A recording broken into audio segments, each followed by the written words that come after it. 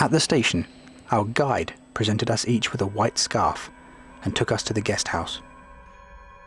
Knowing that we would not be alone again for the rest of the journey, we seized this chance to venture into Lhasa and spent the evening with a Chinese family who had recently opened a small shop.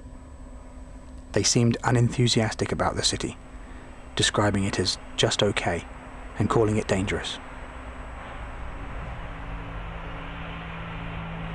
Surrounded entirely by mountains, the almost mythical city of Lhasa looks very much like an ordinary Chinese town. But these cold, charmless streets were once very different. For centuries, Tibetan culture and religious devotion had dominated the city, and a trip to the home of the Dalai Lama was essential for many nomads. Today, the pilgrimages continue, but the Tibetans seem confused by the changes, wandering around the busy streets like strangers.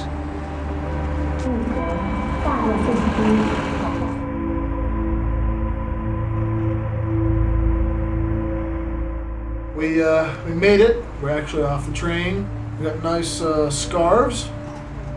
The room itself is nice.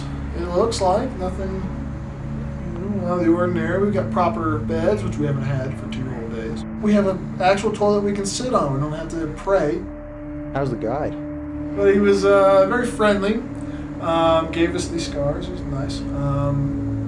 Didn't pawn a bunch of bullshit off on us. What was his first question when we got off the train station? The first question he gave us when we were in the car on the way over, he said to us, "So how long does it take to get to Tibet from China?" As we neared the center of Lhasa the following morning, we realized that we had yet to see another foreigner since leaving Shanghai. Feeling somewhat alone, we stood at the foot of the grand Red Hill and stared up at one of the most awe-inspiring buildings on the planet, the majestic Potala Palace.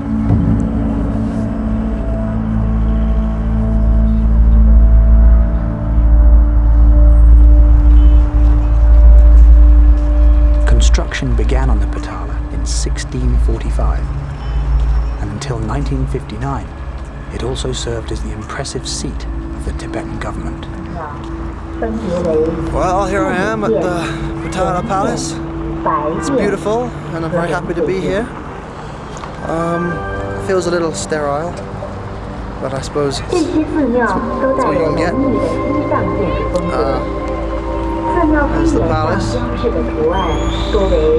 We also have the square that's been built and the Liberation Monument and a big screen.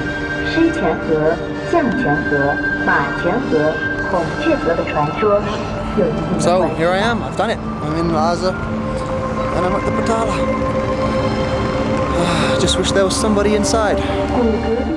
The palace, now a rather sad museum, was the winter residence of the current Dalai Lama. Despite being shelled by the Chinese, the building suffered only minor damage and continues to house many treasures from a culture now almost totally wiped out. Tibetans of all ages travel hundreds of miles to climb these steps, made even harder by the altitude.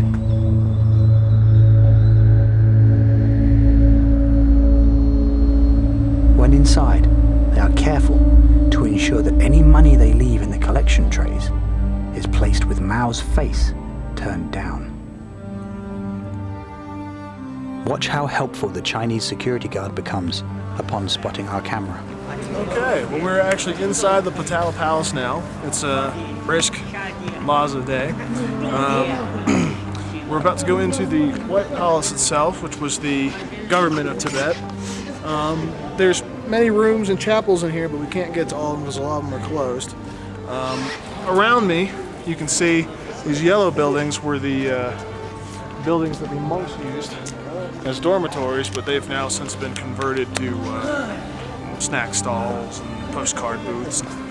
So we got our tickets, and we're getting ready to go inside. It's got a little reflective kind of hologram thing to it, and we're getting ready to go and see the inside of the palace. So we'll probably see you when we come back out, because we can't really film in there.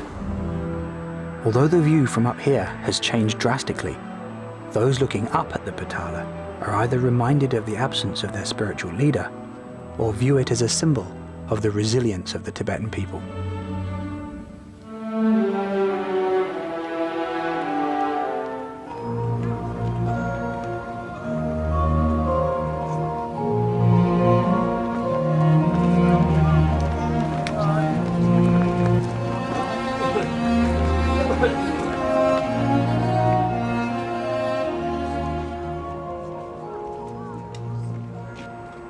At any religious gatherings, armed Chinese police can always be seen standing at the sides. And all over the city, each turn of a prayer wheel is watched closely. Loudspeakers and giant screens help to maintain what the Chinese call harmony. Alright, well we've just toured the Buddha Lokong, also known as the Potala Palace. Of course, cameras weren't allowed to be used in there, but there were many great things, many statues of the different Dalai Lamas and the different Buddhas. Also keep in mind we saw the stupa or the tomb of a couple of them, and some of them were huge, made of solid gold almost. The biggest one I think was over 3,000 kilograms of gold. So that was rather amazing. Saw the old scriptures, plenty of yak butter, candles, lots of great things. We also saw many of the locals coming in or coming out from outside the city to pay their respects. So it's all very nice. Now we're off to lunch and to resupply our cash, and then off to the parkour.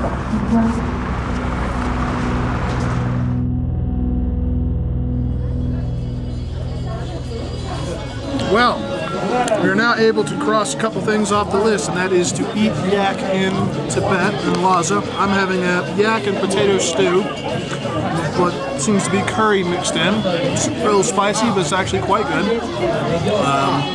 And you, Joe, are having yak dumplings, I believe. Same thing you kind of get in China, but fried with yak inside. So, you know, we're sitting here in Lhasa, having lunch. There's a very good view of the mountains out back. And right now, let's get a good piece of yak.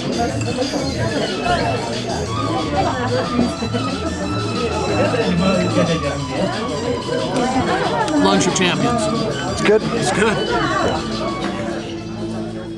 While the Potala is undoubtedly the most recognizable landmark in Lhasa, across the city lies a place which is of far more importance. Managing to retain some of that Tibetan tradition that the Chinese tried so hard to destroy, the spiritual heart of the city is the Bakor.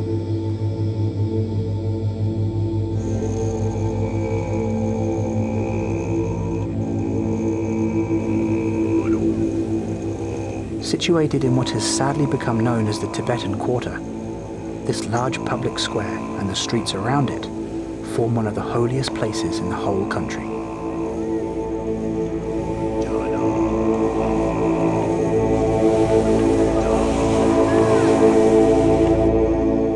And the Jokhang Temple, sitting in the middle, acts as a focal point for the entire culture.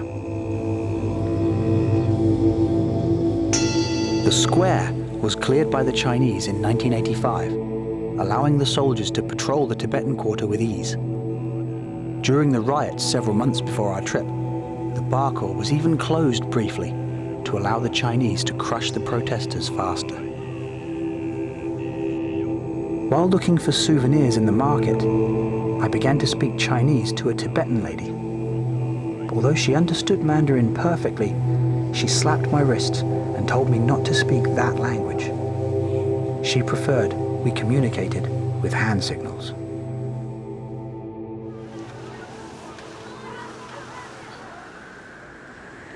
Standing on the rooftop of one of the most important religious buildings in the world, it became clear that Lhasa really was an occupied city.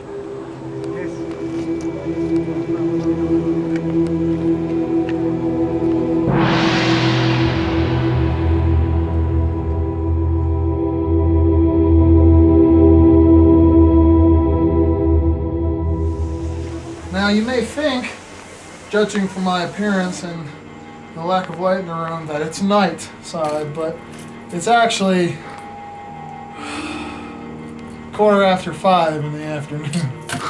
So, as you can see, the altitude has an effect on you. We've just finished our first day of traveling about Lhasa. We saw the Patala Palace, the Jokhang Temple, and we walked around something called the Bar Khor. Now, the Bar Khor is a circuit basically around the Jokhang Temple. It will enable you to be reborn, reincarnated into something very good.